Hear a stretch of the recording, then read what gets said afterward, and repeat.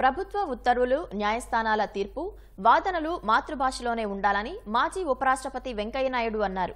విశాఖలో నిర్వహించిన విజయ నిఘంటు చంద్రిక కార్యక్రమానికి ముఖ్య అతిథిగా హాజరయ్యారు. ఈ కార్యక్రమంలో తెలుగు వైద్యుత మహానిఘంటువు, అంతర్జాల కరదీపికను ఆయన ఆవిష్కరించారు. తెలుగు భాషా వికాసానికి భాషా పండితుల కృషి ప్రశంసనీయమన్నారు.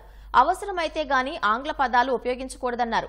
ఆంగ్ల పదాలకు కూడా తెలుగు అర్థాలు ఈ సాహిత్య నిఘంటువుల ద్వారా తెలుస్తాయని చెప్పారు.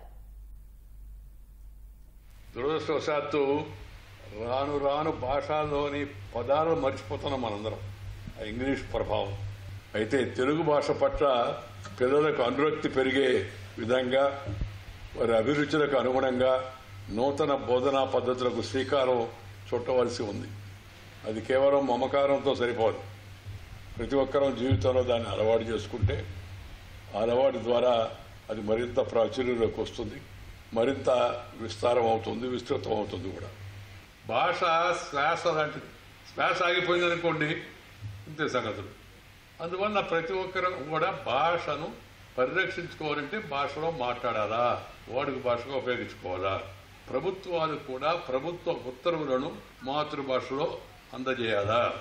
దాంతోపాటు న్యాయ వ్యవస్థలో, కోర్టులో కూడా మాతృభాషలో వాదోపవాదాలు జరగాల.